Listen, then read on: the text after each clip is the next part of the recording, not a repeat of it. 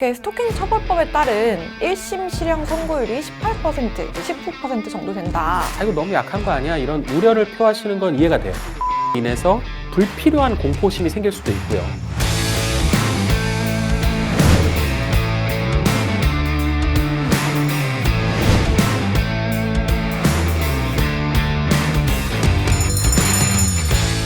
경종을 울려라.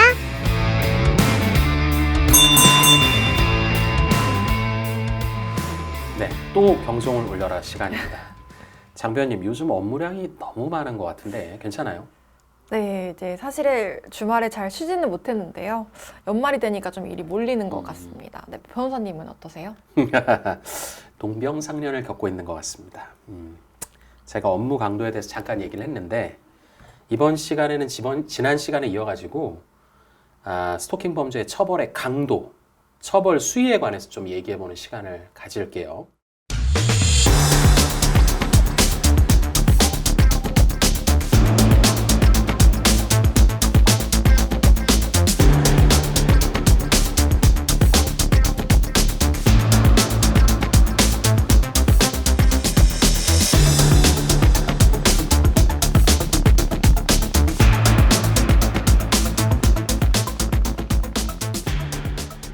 스토킹 범죄의 처벌 수위는 국정감사에서도 지적이 될 정도로 법원이나 수사기관에서 좀 미온적으로 대응한다.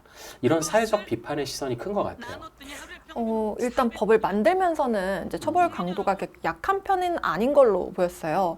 3년 이하의 징역 또는 3천만 원 이하의 벌금형이 기본 형량이고, 흉기나 위험한 물건을 이제 휴대해서 스토킹을 하면 5년 이하의 징역 또는 5천만 원 이하의 벌금이란 말이죠.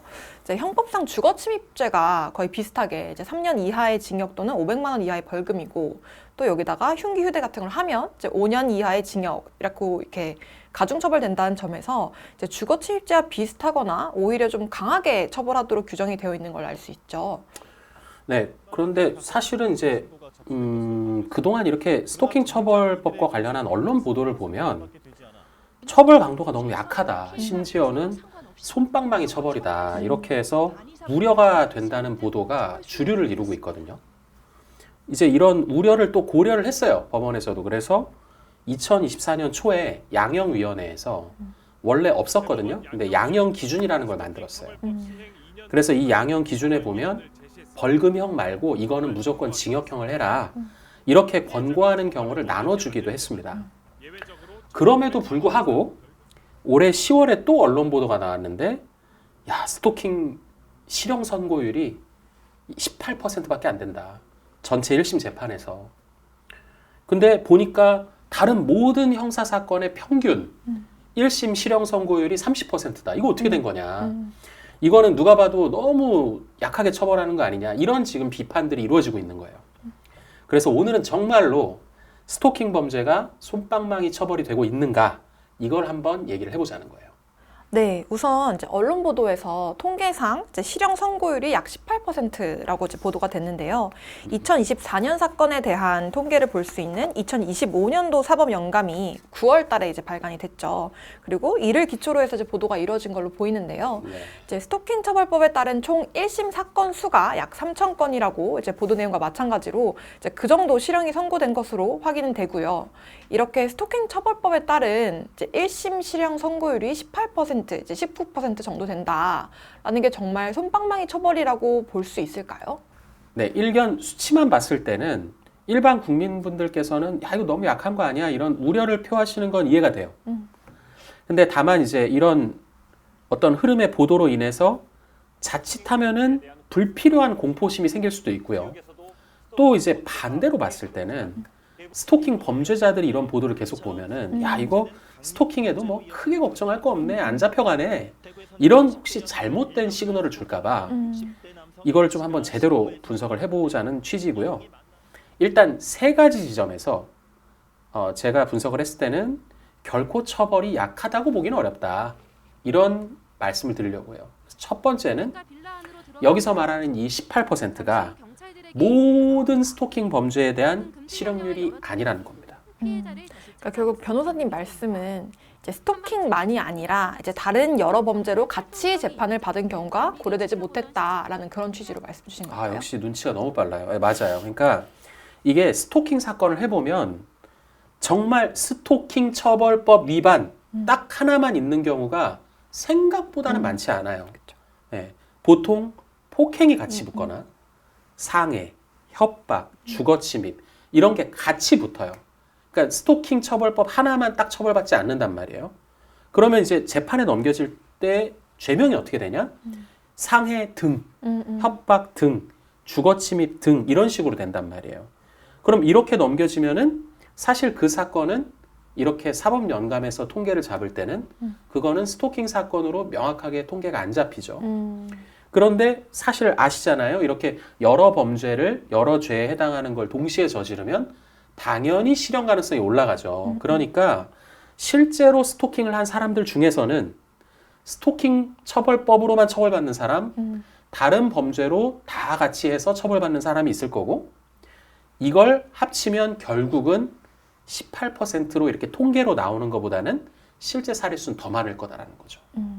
그러니까 변호사님 말씀처럼 여러 범죄로 기소가 되어도 결국은 이제 대표 제명으로 그렇죠. 이제 그걸 기준으로 통계를 작성하게 되니까 이제 그런 맹점이 있다라는 말씀을 주신 것 같고요. 그리고 실제로 이제 스토킹범들에 대한 실형률이 이제 18%보다는 당연히 더 높을 수밖에 없겠네요. 예, 그렇게 볼 수 있다는 취지고 이제 두 번째는 합의율을 고려해야 돼요. 그러니까 이제 재판을 하는 중에 피해자하고 합의할 수가 있잖아요. 그죠? 그렇죠. 근데 사실 이런 통계에서는 뭐 당연히 합의를 해서 했는지 합의가 안 된 건지 이런 건 구분을 안 하고 있죠. 그런 건 뭐 사건 기록을 하나하나 봐야 되니까.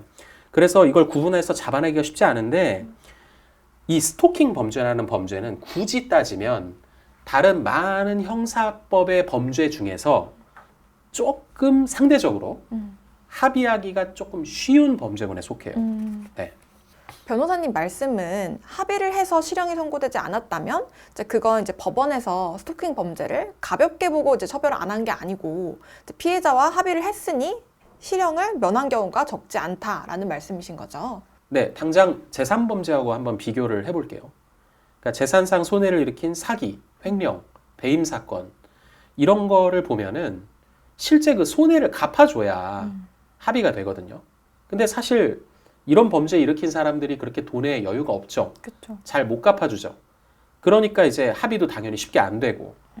그런데 이에 반해서 비교해가지고 협박, 주거침입, 스토킹 범죄 이런 것들은 사실 딱 눈에 띄는 재산상 손해는 잘 안 보이거든요. 그러니까 이게 또 관계적으로 봤을 때도 스토킹이나 이런 뭐 협박, 주거침입 이런 거는 이전에 연인 관계였거나 아니면 또 서로 알고 지내는 경우가 많다 보니까 만약에 이 피의자나 피고인분이 진심으로 반성을 하거나 정말 사죄를 제대로 하거나 아니면 좀 합리적인 수준의 피해자를 만족시킬 그런 합의금을 주면 합의가 되는 경우가 꽤 있어요. 네, 변호사님 말씀을 듣고 아까 그 법정형이 비슷하다고 봤던 이제 주거 침입 사안을 살펴봤는데 2024년도 이제 실형 선고율이 약 20% 정도 되더라고요. 이제 반대로 이제 재산범죄 쪽인 이제 사기죄 이쪽은 약 60% 정도 되고요. 이제 확실히 이제 합의 여부가 실형 선고율을 낮췄을 것으로 보이긴 하네요. 네, 그래서 실제로 이제 우리가 뭐 수행을 했던 그런 사례하고도 비교를 해보면 스토킹 범죄로 고소 대리했던 것들은 거의 다 다른 죄명하고 함께 고소를 했던 걸로 확인이 되고요. 최근에 고소 대리했던 거는 또 이제 가해자가 합의가 안 돼가지고 가해자 실형 나왔고 반면에 작년에 또 이제 우리가 피의자분을 변호했던 거는 반대쪽 가해자 그건 합의가 돼서 벌금형이 또 나오기도 했어요. 네네. 네, 이제 실무를 한 입장에서 이제 이런 요소들을 모두 고려했음에도 불구하고 18%라는 실형률이 나왔다는 거는 이제 꼭 이렇게 낮다고만은 볼 수가 없다는 생각이 듭니다. 네. 그리고 이제 이거는 조금 더 이제 앞으로에 대한 얘기인데 마지막 세 번째는 2024년 7월부터 적용되는 이 대법원의 양형 기준, 스토킹 범죄에 대한 양형 기준 이거 하고요. 그리고 수사기관이 점점 스토킹 범죄에 대해서 강경 대응하겠다. 이런 입장을 보이고 있다는 점을 고려해야 된다는 거예요. 일단 대법원 양형 기준과 관련해서 보면 이게 범행 기간이 장기간이거나 아니면 기존의 동종 전과가 있는 경우에는 야, 이런 경우는 원칙적으로 벌금형 하지 마. 이렇게 아예 규정을 해놨어요. 이렇게 되면 일선에서 재판하는 판사님들은 어떻게 재판을 하냐? 이거 정말 어느 정도 따르시거든요. 그러니까 이런 경우가 딱 오면 실형 아니면 집행유예요. 벌금이 없어지는 거예요. 그러니까 이런 것만 봐도 당연히 가해자, 피고인 입장에서는 뭐 정말 잘못을 인정하고 합의를 하든지 아니면 죄값을 치르든지 이렇게 되겠죠. 이러한 새로운 양형 기준에 따른 효과는 아마도 이제 내년에 발간되는 사법연감 통계를 보면 어느 정도 알 수가 있겠네요. 반영이 돼 있겠죠. 네. 네네. 자, 그래서 이렇게 보통 양형 기준이 없던 범죄에 양형 기준이 딱 들어오잖아요. 그러면 당연히 이제 재판에서 바로 좀 차이가 나타나요. 그래서 이제 스토킹을 해도 웬만하면 벌금 정도 나오지 않을까? 이런 잘못된 인식을 바로잡는데 큰 영향을 끼칠 걸로 생각이 들고요.